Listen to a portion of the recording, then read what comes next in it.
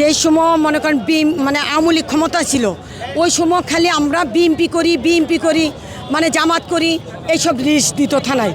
আর এখন আওয়ামী লীগ আইসে পরে আবার আমাদের নিয়ে বাহানা করে যে আমরা আওয়ামী লীগ করি, এই করি সেই করি।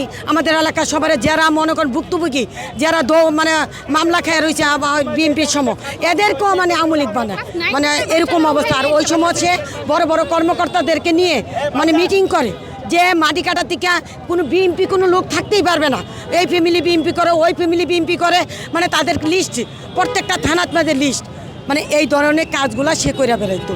এখন সে বিএমপির পোস্টার লাগা, জায়গায় জায়গায় পোস্টার লাগা, ওর প্রত্যেকটা মন্ত্রী এমপির সাথে সবার সাথে তার ছবি আছে, প্রত্যেকটা মন্ত্রী এমপির সাথে। জুলাই আন্দোলনের মধ্যে যে আমরা যে জানি অনলাইন গ্রুপ প্রতিত স্বৈরাচারের দোষর যে আক্তার, যে গ্রুপ যে অনলাইন গ্রুপের যে আক্তার, উনি প্রতিত স্বৈরাচারের দোষর ছিল এবং উনি বিভিন্নভাবে অর্থের মাধ্যমে বিভিন্ন এবং আব্বাস যে গ্রুপ ছিল সন্ত্রাসী বাহিনী, এই লোকগুলোর উপরে আমাদের ইসিবির উপরে আক্রমণ করাইছে।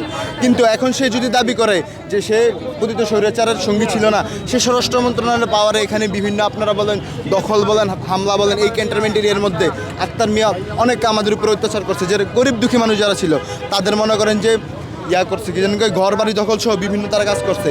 এই জুলাই আন্দোলনের মধ্যেও সে তার ভূমিকা আওয়ামী লীগের পক্ষে ছিল, কিন্তু এখন যদি সে তার খোঁজ পরিবর্তন করে তা কিন্তু হবে না।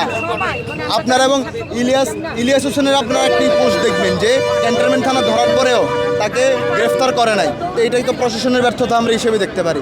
তো এদের দোষীদেরকে যদি চিহ্নিত না করা হয় তাহলে সাধারণ মানুষের বিপ্লবের আর মূল্য থাকে কোথায়?